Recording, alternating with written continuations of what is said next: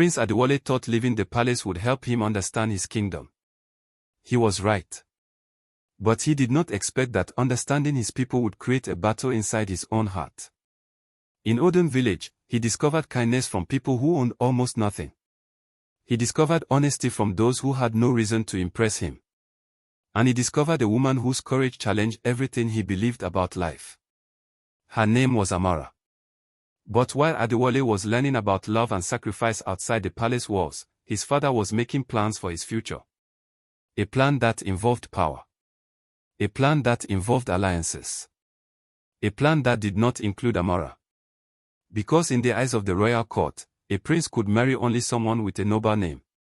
Not a village girl. The peaceful days in Odan village were interrupted when a royal messenger arrived. The man carried the symbol of the Ijoba palace. Everyone gathered around. Amara looked at the messenger with curiosity. Adewale immediately recognized the royal mark. His heart changed. The palace had found him. The messenger announced. By order of King Adetikan, Prince Adewale must return to the palace immediately. The villagers looked surprised. Adewale remained silent. He knew the moment he feared had arrived. His secret life in Odan was ending. But he was not the same person who left the palace. The village had changed him.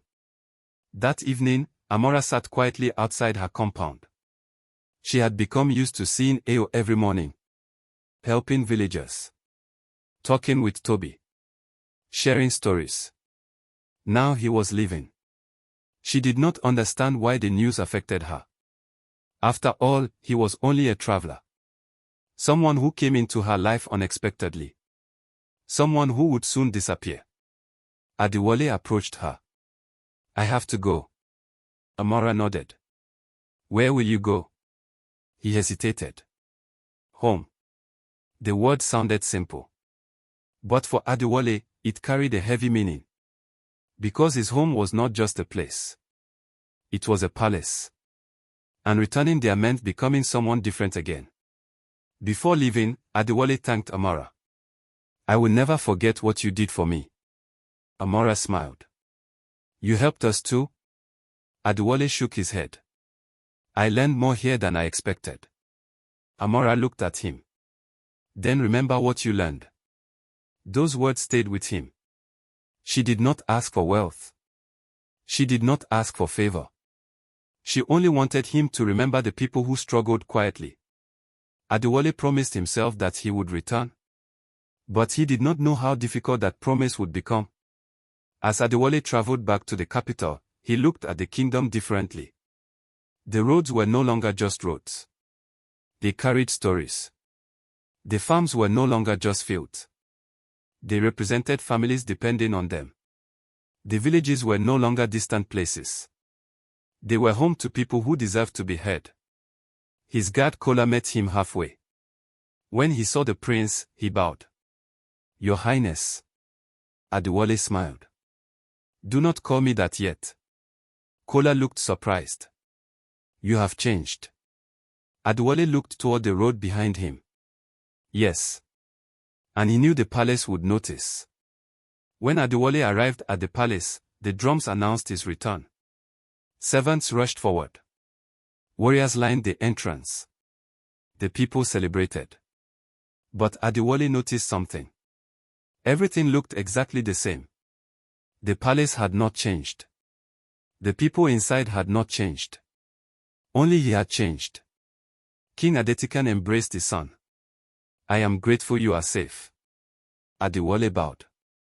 I am sorry for leaving without permission. The king studied his face. You have seen something outside these walls. Adewale remained quiet. Because he had. And he knew he could never forget it. That evening, the royal family gathered in the palace hall. King Adetikan had an important announcement. The time has come for Prince Adewale to prepare for his future. Everyone became silent.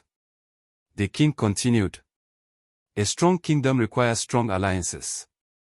Adewale understood immediately. Marriage. The king announced that he would marry Princess Zainab from a neighboring kingdom. The marriage would strengthen political relationships. The chiefs applauded. But Adewale remained silent. His mind returned to Odan village to Amara. Princess Zainab arrived at the palace days later. She was intelligent, educated and respected. She was not cruel. She understood her responsibility. When she met Adewale, she noticed his hesitation. "You do not want this marriage."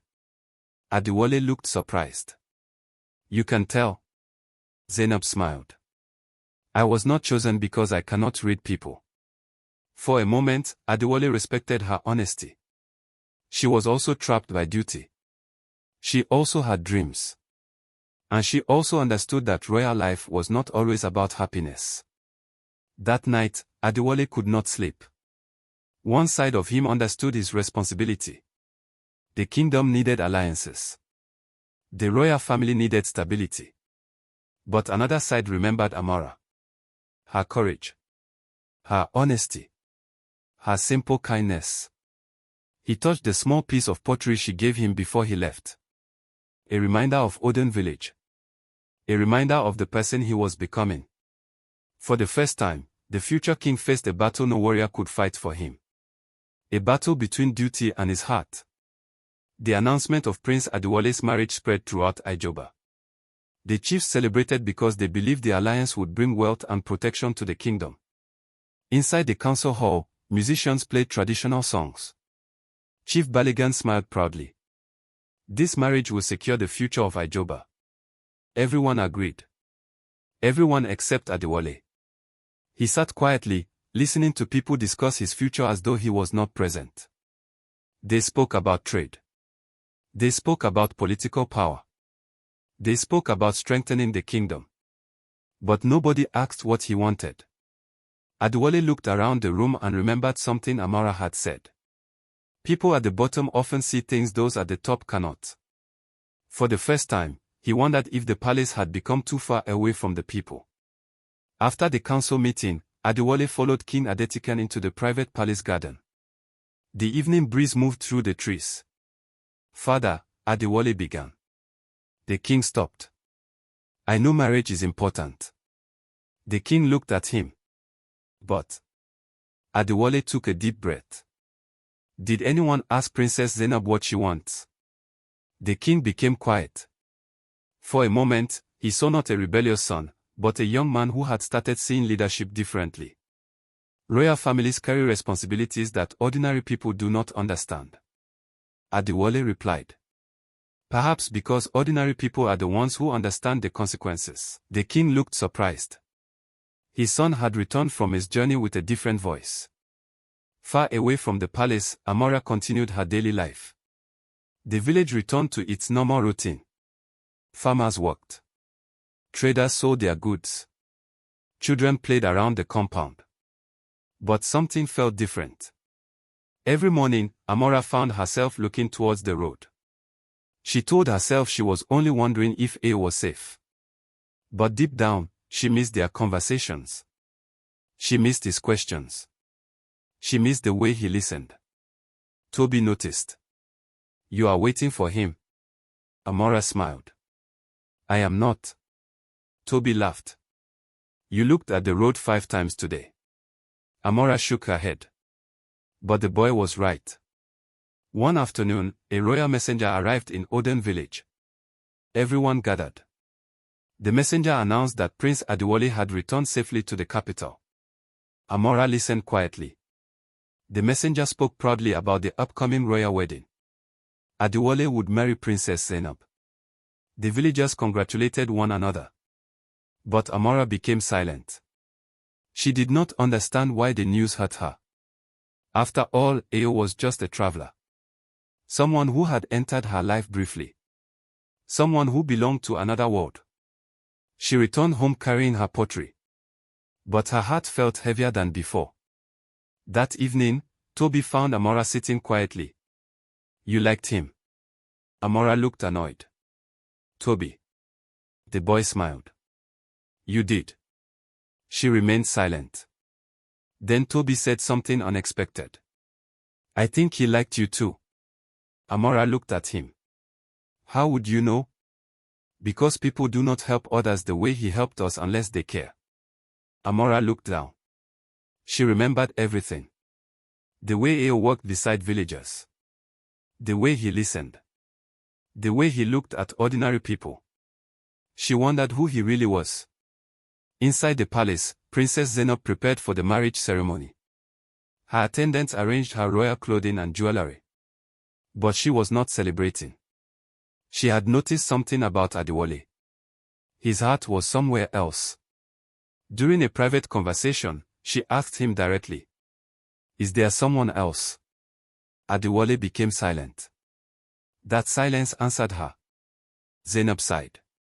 "I do not blame you." Adewale looked surprised. She continued, "We are both prisoners of duty." For the first time, Adewale saw Princess Zainab not as a political arrangement. He saw another person carrying a burden. Chief Baligan noticed the prince's hesitation. He visited Adewale privately. A prince cannot allow emotions to control his decisions. Adewale looked at him. Is caring about people an emotion? Baligan smiled. Caring is useful. But power requires discipline.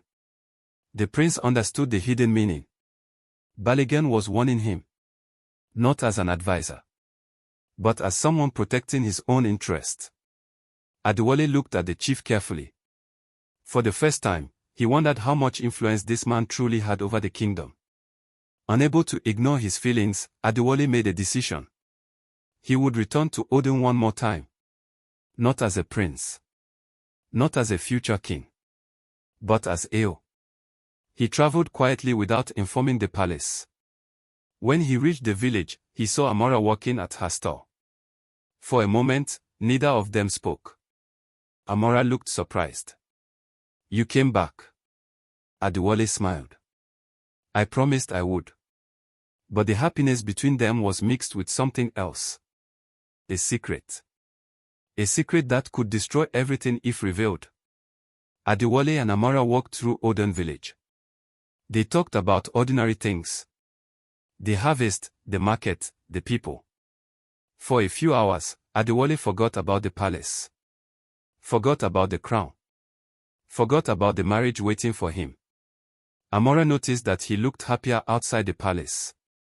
You belong here. Adewale smiled sadly. I belong somewhere I can make a difference. Amara looked at him. She did not understand the meaning behind those words. But she felt there was something deeper. As they returned to the village square, a royal soldier arrived searching for Adewale. The soldier looked around. Adewale immediately turned away. Amara noticed. Why are you hiding? He hesitated. Before he could answer, the soldier called out. Has anyone seen the prince? Amara looked at Eo. The pieces began connecting.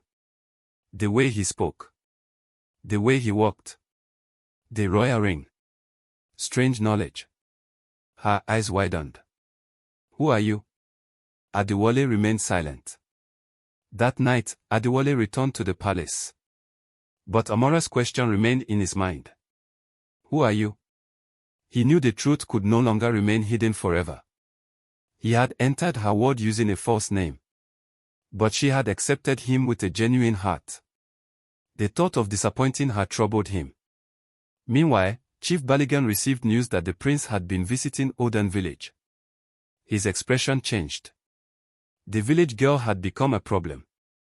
Because if Adewale chose someone like Amara, the entire system of power in Ijoba could change. The day of the royal announcement approached. The kingdom prepared for the celebration of Prince Adewale and Princess Zainab's engagement. The palace celebrated. The chief smiled. The people expected a royal union. But inside the prince's heart was a different story. He had discovered a village girl who showed him the meaning of compassion. He had discovered suffering hidden behind palace walls. And he had discovered that leadership required more than wearing a crown. It required courage. But courage had a price. Because soon, Prince Adewale would have to choose between the life plan for him and the truth he had found with Amara. Thanks so much for watching. If you enjoyed this episode, please give it a like, leave a comment, and share it with someone who may enjoy it too. Do not forget to follow or subscribe for more. See you in the next episode.